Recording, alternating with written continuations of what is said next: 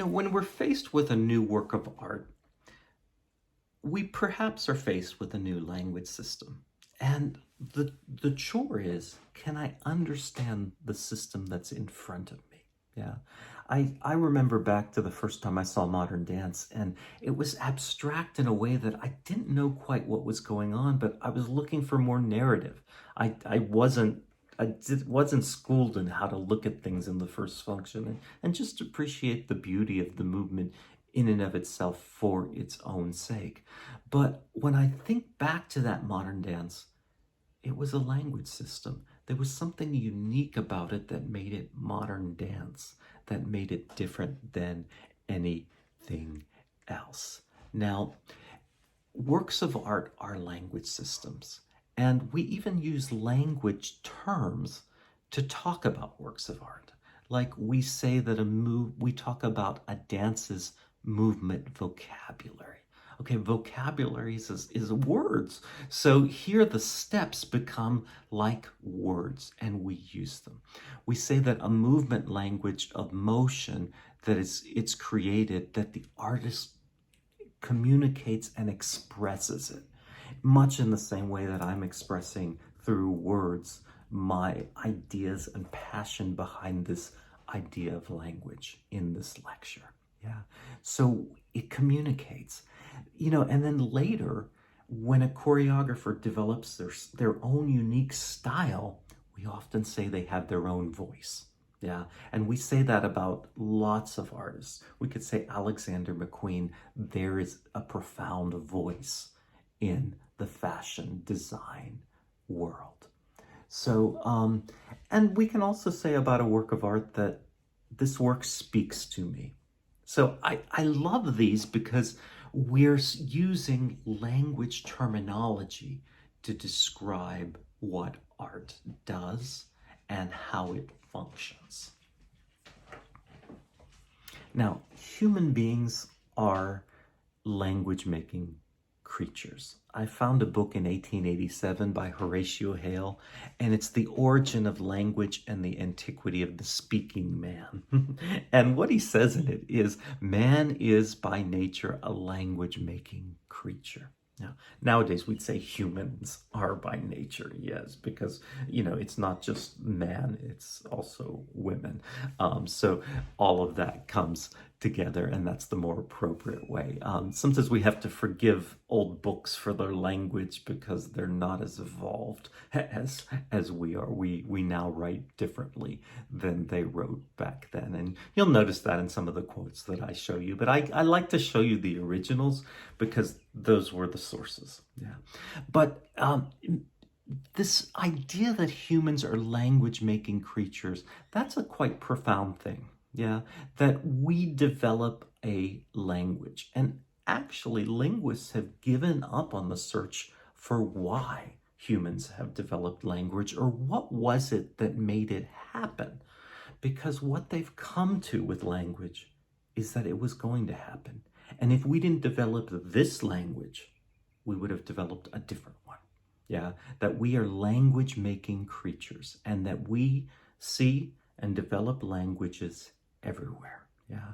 Now that's quite, it's sometimes there's a point in life where they say, well, before 5 years old, you can pick up two languages pretty easily. And after a while, your brain gets hardwired and it's more difficult. We sometimes think in one language and translate it to the other language. Some people say that, oh, you understand a language when you start dreaming in that other language. That those images come to you in that way, and the language comes to you in that way.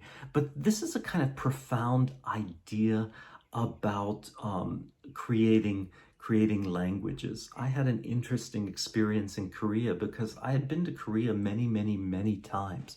And originally, the language, I thought, what a beautiful language. There's Korean. I'd been to Japan and been to China, but Korean language looks differently than Chinese language, and the Hangul characters, the characters look different, and then Japanese language. And there's rounder shapes, and it's different. Yeah, in the first function, it's different. It even sounds different.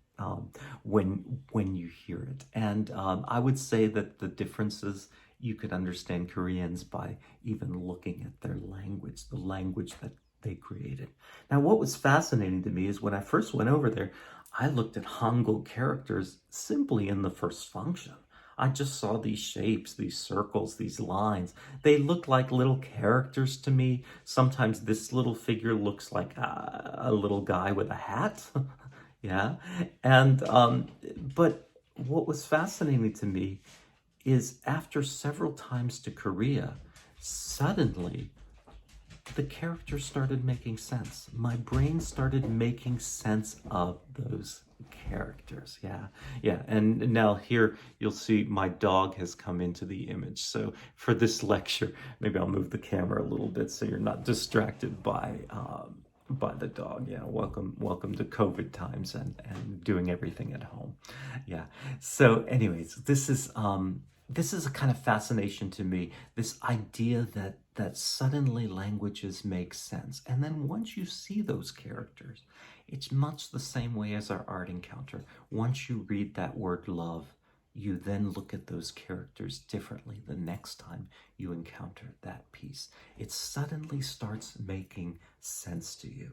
And that happens when you're immersed in a language system, that suddenly specific words start making sense. And when you get one word, another word happens, then another, and eventually you start understanding the language. It's amazing in its ability, but that's a human trait that we have. Now, as we go down, if we talk about language, groups of children, I think there's a fascination in languages. Sometimes when two people are very close together, best friends, twins, well, they develop a language system, or they develop a way of talking to each other that only they can understand. Even if they're using English, they sometimes use an abbreviated sense. Yeah, twins have developed their own languages. There are cases where children in orphanages or children in the wilderness have developed language systems all their own. And by nature, what you realize is that human beings understand the world around us through our language making capacities. Yeah, that's an interesting idea. I could probably do an entire course on language and on this idea, but I'll leave it with you to explore that as you go. Animals have other ways of communicating with each other. Right now I'm hearing some of the birds outside of this window. It's springtime. The birds seem to sing to each other, and they're even looking for mates at this time of year. So the younger birds are, doing certain dances. They're doing courtship rituals, and they're finding ways of getting each other's attention. Maybe that happens also with human beings, but in different ways. But animals have language kinds of systems, but none of them are as sophisticated. So people study the sounds of dolphins. People study the songs of whales, the songs of birds, but the language systems of humans are far more sophisticated. They're both verbal and they're written. And we have 6,800 kinds of languages in these 200 countries in the world. 2,261 of them have written language systems to them. And the other thing, and we'll talk about this in the lecture, is that languages change and they develop. And they have to, because if a language is not developing, it's in decline. And the culture is in decline. And that's why we develop new words all the time and new ways of putting words together. All of our language making capacities continually developed. And it's a fascinating thing. Now, I always tell people, when you have the opportunity to look at children, watch children, because you can see them exercising these traits. I think that's one of the reasons why they like crayons and markers, and they like making symbolic marks on paper. They'll even do it with anything, ketchup. They'll put sticks or stones, things in a row, all of it to create a kind of way of expressing. Here are some petroglyphs. These are some markings that were made on rocks.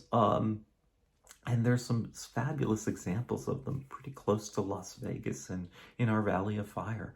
So, and we can look at these, and some of these figures, you can say they look like either rivers or turtles or human beings, but we're not quite sure entirely what the language means of these and what they really communicated to each other, but we're not part of the culture that created them. Now, animals don't have the same kinds of systems, and we can teach them to draw, and we can even teach them sign language, and some can become quite sophisticated at it, but never at the same level as human beings have. And linguists, as I said, they've kind of lost this idea of looking for why language developed, and they have come to this idea that it just was going to. Yeah. This is something I found from a book in 1920, A. Saphir, Encyclopedia of Social Science, and he says the primary function of language is generally said to be communication. He says, but the autistic speech of children seems to show that the purely communicative aspect of language has been exaggerated. It is best to admit that language is primarily a vocal actualization of the tendency to see reality symbolically. Okay, so let's touch on what does this mean. I want to share this because that idea of seeing life, seeing things symbolically, is quite deep and quite profound, and quite an important aspect of understanding how art can be a language and what language really is. It's our ability to see symbols. Yeah. Now, language is a human symbolic way of dealing with the world around us. Yeah. And some of these systems are verbal and some of these systems are nonverbal. And humans are language making creatures, and we create symbols all of the time. Now, I like to say, right now we're getting close to April. We just had holidays so often are wrapped up in symbols. We just had the shamrock as a symbol of St. Patrick's Day.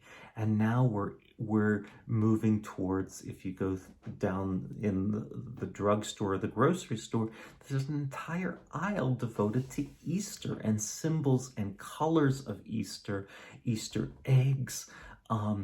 And we see that these kinds of symbolic references wrap up everywhere, and we understand even the year through these language systems like Christmas, Passover, Hanukkah, Ramadan, Easter symbols, Christmas trees, the Hanukkah menorah, Easter eggs, all of it, and even the zodiac calendar. We understand ourselves is, what is my symbol? What is the symbol under which I was born? Now, I'm not wearing any rings today. I'm not wearing any jewelry, but also rings and jewelry we see. So if I had a ring on my ring finger, you might say, oh, that person is engaged or married. Yeah, so there are certain symbols that we have there. The exchanging of an engagement ring, the exchanging of a wedding band is a symbol that denotes and means something. It means something deep and means something quite profound to us. And that is part of our language making system. Yeah. So here's an image of the zodiac. Interesting, at the last dance audition, students asked the auditioners what their zodiac signs, and that was just kind of a fun way of, but what was fascinating to me, everybody knew their sign. There wasn't a person that said, I don't know. So everybody knew where the sun was. And some people even knew things like my moon, my rising sign. They knew other things about the position of the planets at that moment that they were born. Yeah, so amazing. If we were in Asia, we might be on a different kind of zodiac calendar with these different animals. And some of us might know which year we were born and what it connotes. And we even see that the calendar functions differently when we move into the new year of the Chinese New Year. Yeah. Now, we can look at this idea that of animals, and things pick up symbols. I just picked an animal, like if we look at an elephant. Yeah. Elephants are everywhere. Here's even an elephant that is on the Disney ride. So some of you might recognize this from being a child and being at Disneyland or Disney World and being on the Jungle Cruise. Yeah. But we recently had, well, actually, let me show you this image here. This is a three-headed elephant, and this is from an Indian culture. Yeah. Now, elephants have all kinds of things that they can symbolize for us: longevity, stamina, mental faculty. When you could say, "Oh my God, you remember like an elephant. You have a mind like an elephant. You can remember details." They can also symbolize things like a cooperative spirit, strength, moderation, and eternity also. So we also can look at this image of an elephant, and here we have the elephant and the donkey, and suddenly we know, oh, now we're talking about two political parties. That I can be, if I identify as a Republican, that I identify with the elephant. And if I identify as a Democrat, I identify as the donkey. Yeah. So that's kind of an amazing little situation also. I did a little research into where did those come from? Yeah.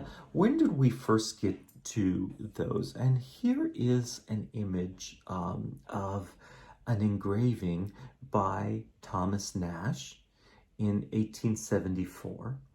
And you can see that in this engraving, he talks about the elephant as the Republican vote. And down here, this fox is the Democrat.